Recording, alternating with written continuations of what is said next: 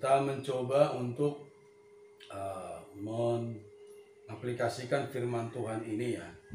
Nah, saya coba nanti ayat demi satu ayat kita baca, terus kita bahas ya. Jadi kita mulai dulu dari Perjanjian Lama ya. Jadi Alkitab itu sebenarnya strukturnya itu adalah Allah Tritunggal ya. Memang tidak kelihatan terlalu gamblang ya. Jadi sesungguhnya Allah Tritunggal itu adalah struktur Alkitab. Sama seperti rumah kita ini ya.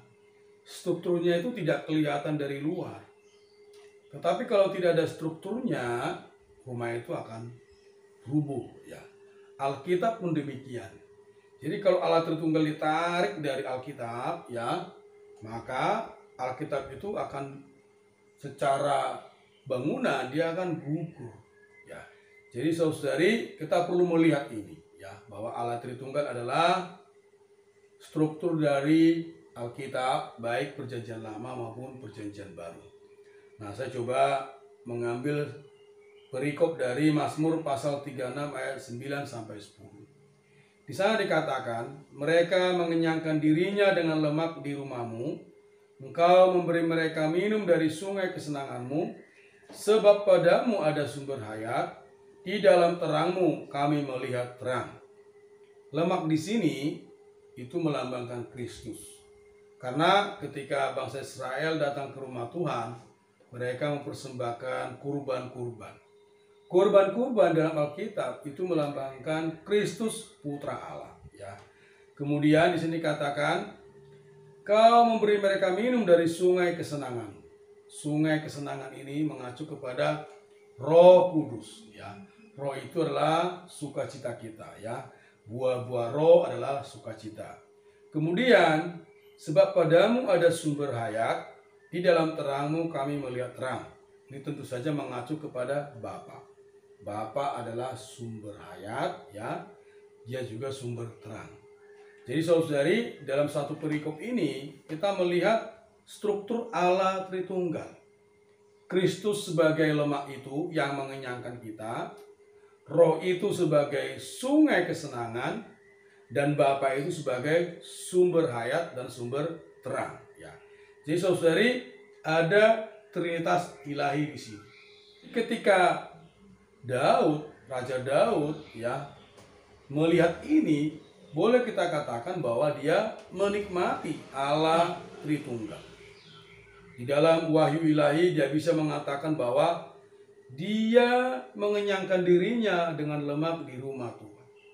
Jadi sesungguhnya dalam pengalaman kita, ketika kita berada dalam rumah Allah, Kristus itu bisa mengenyangkan kita, membuat kita puas, ya.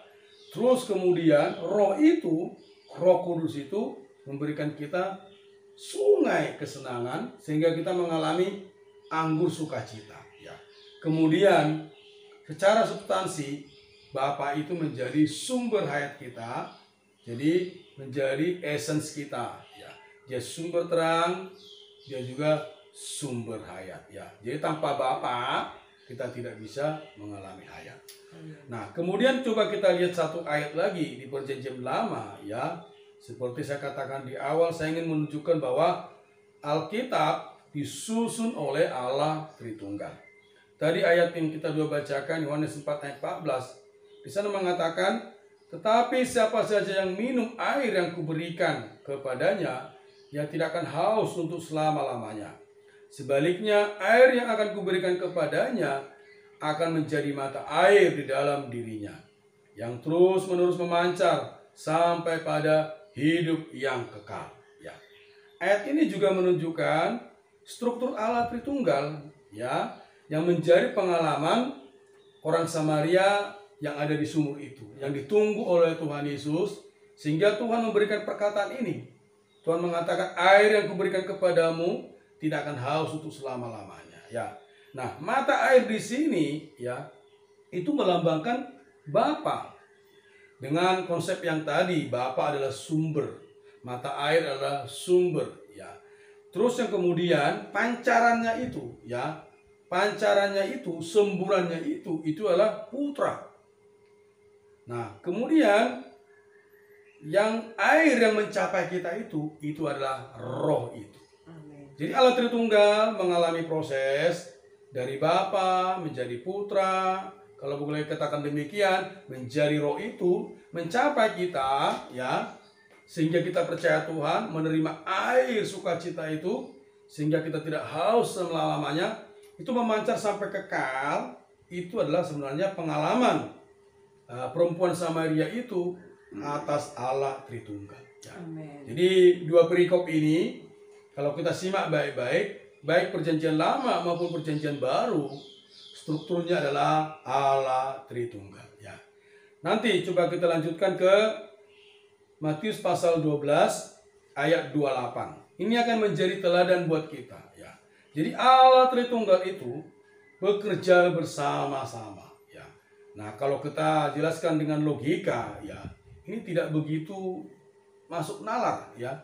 Karena itu ketika kita menerima ekonomi Allah ini perlu menerimanya di dalam iman, ya. Di Matius pasal 12 ayat 28 dikatakan, tetapi jika aku mengusir setan dengan kuasa roh Allah, maka sesungguhnya kerajaan Allah sudah datang kepadamu. Ya. Ini satu koordinasi dari Allah Tritunggal. Putra mengusir setan dengan apa? Roh Allah. Ya. Kemudian ketika putra ini mengusir setan dengan roh Allah, kerajaan Allah ini datang. Kerajaan Allah adalah berarti Bapa sendiri juga yang datang. Ya. Jadi saudari, kita melihat di sini satu teladan koordinasi bagi kita. Allah Tritunggal bekerja bersama-sama untuk mendatangkan kerajaan Allah. Jadi putra itu, ya, Tuhan Yesus itu, ya, tidak bertindak menurut dirinya sendiri dan juga tidak bagi dirinya sendiri, ya. Jadi dalam penghidupan gereja ini perlu menjadi teladan kita, ya. Pergerakan Trinitas Ilahi ini, ya, yang kita lihat dalam Matius pasal 12:8 ini sungguh indah, ya. Putra mengusir setan dengan kuasa roh Allah, kemudian kerajaan Allah itu datang, ya. Bapa itu datang, ya. Di dalam penghidupan gereja ada pergerakan putra yang merendahkan dirinya sehingga roh itu mengkonfirmasi, ya, sehingga setan berarti ada kuasa Allah melalui Roh Kudus itu mengalahkan setan, ya. Saudari, ini perlu menjadi pengalaman kita di dalam koordinasi kita dalam penghidupan gereja. Inilah namanya hidup dalam Trinitas Ilahi, ya. Ketika kita hidup dan bertindak bukan untuk diri kita sendiri, tetapi bagi orang lain atau bagi Allah, itu sebenarnya kita meneladani pergerakan Allah Tritunggal. Ya, coba kita lihat lagi, ya, yang lebih real lagi, yang benar-benar mencapai diri kita. Kita lanjutkan Matius pasal 28 ayat 19. Ya, ini sungguh menjadi pengalaman kita, ya. Karena itu pergilah, jadikanlah semua bangsa muridku dan baptislah mereka dalam nama Bapa dan Anak dan Roh Kudus. Ya. Jadi bukan tiga. Ini sangat jelas sekali menunjukkan kepada kita bahwa Allah itu Tritunggal.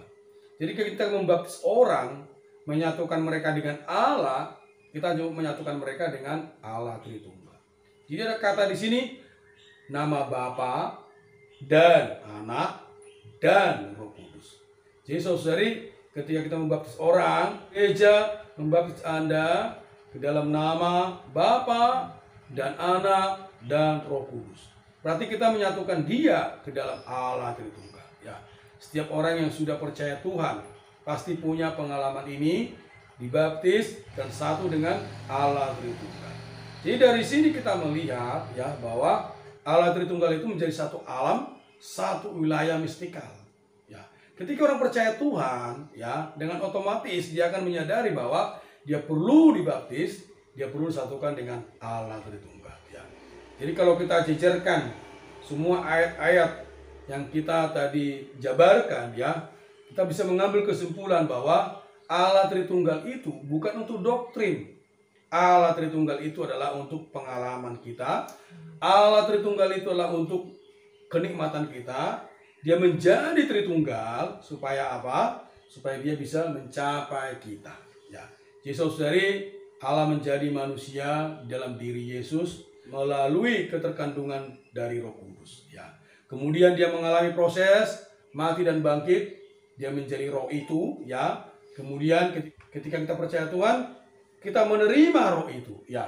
Dan roh itu yang sekarang bersatu dengan kita merupakan substansi dari Allah Tritunggal, ya. Jadi berita minggu ini menekankan kepada kita sebenarnya bahwa kita perlu hidup, ya.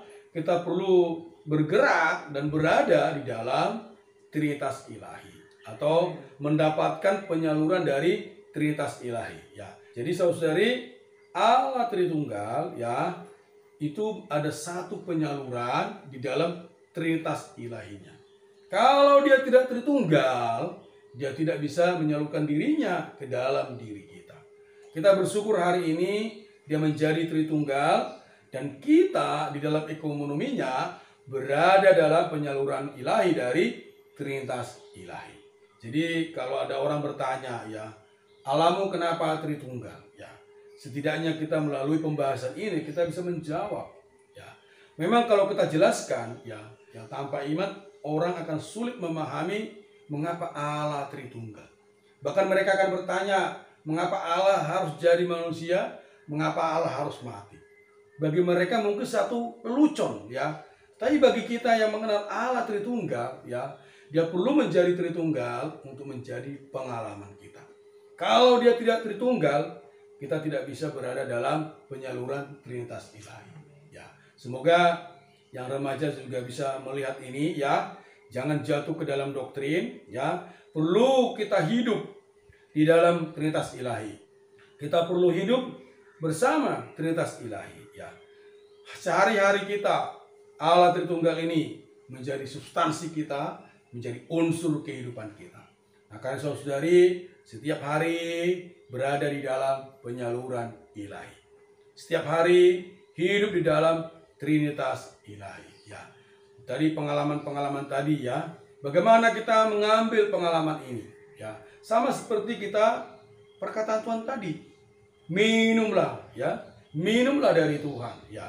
Melalui kita makan minum Tuhan, kita bisa mengalami penyaluran ilahi, ya. Melalui makan minum Tuhan, kita bisa menikmati Trinitas Ilahi ini. Kemudian berkoordinasi. Kalau kita berkoordinasi di dalam Tritunggal, berkoordinasi dalam Trinitas Ilahi, kita juga bisa mengalami Allah Tritunggal. Bagaimana dalam pelayanan kita tidak memikirkan hanya diri kita sendiri, ya. Kita memikirkan kepentingan orang lain. Kita bertindak bagi orang lain, bagi kemuliaan Tuhan. Nah, ini juga mengalami Trinitas Ilahi, ya. Jadi saudari, kalau kita kembalikan ke dalam pengalaman Raja Daud, ya, dia bahkan berkata, dia makan Tuhan, dia minum Tuhan, dia bisa kenyang lemak di dalam rumah Tuhan. Jadi artinya apa? Kalau kita mau mengalami Trinitas Ilahi, kita terus perlu berada dalam rumah Tuhan, ya. Dalam sidang-sidang gereja, menikmati penyaluran ilahi, ya. Karena ini boleh dikatakan juga struktur kehidupan orang Kristen. Satu pihak struktur Alkitab, tetapi sebenarnya ini juga menjadi struktur kehidupan kita. Jadi kalau kita tidak memahami, menikmati dan mengalami Allah Tritunggal ini, ya berarti ada yang kurang di dalam kehidupan Kristen kita. Ya, semoga kita bisa nampak ini, ya, dan Roh Tuhan membimbing kita, memberi kita wahyu Trinitas Ilahi ini, dan setiap hari kita berada hidup di dalam Trinitas Ilahi. Amin. Tuhan Yesus, Amin. Tuhan sungguh ya Tuhan, Amin. pemahaman kami terbatas, Ya. penjelasan kami juga terbatas. Amin. Yang perlu Roh-Mu Tuhan senantiasa membimbing kami. Amin. Oh, mahyukan Allah Tritunggal kepada kami, Amin. dan bahkan membawa kami ya Tuhan di dalam Amin. pengalaman Amin. dan kenikmatan akan Trinitas Ilahi ini.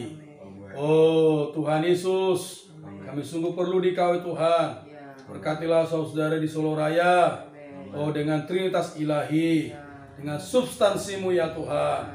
Terima kasih Tuhan. Ya. Terima kasih Tuhan. Amin. Kami bisa berbahagia dalam Trinitas Ilahi-Mu. Amin. Biarlah kami dalam pengalaman sehari-hari kami, Amin. kami senantiasa minum air hayat-Mu, Amin. makan Dikau, Oh, sehingga kami bisa terus dalam hidup kami berbahagia. Amin. Berada di dalam Trinitas Ilahimu. Amin. Berbaur denganmu. Amin. Dan kaum salehmu. Ya. Terima kasih ya Tuhan. Terima kasih Tuhan. Tuhan Yesus, terima kasih Tuhan. Amin. Bahwa Engkau telah Allah Tritunggal. Amin. Bahwa Engkau telah Bapa. Ya. Bahwa Engkau juga Putra. Amin. Dan juga Roh Tuhan. Amin. Ya. Tuhan Yesus. Tuhan Yesus. Kuatkanlah diri kami Tuhan. Amin. Sehingga kami dalam keseharian Amin. selalu mengingat Ya. bahwa Engkau adalah Allah Tritunggal. Amin. Oh, Engkau adalah satu. Ya. Engkau yang memiliki 3 fungsi Tuhan. Amin. Tuhan Yesus. Tuhan Oh, Yesus. kami baru dirimu Tuhan. Amin. Terima kasih Tuhan. Amin.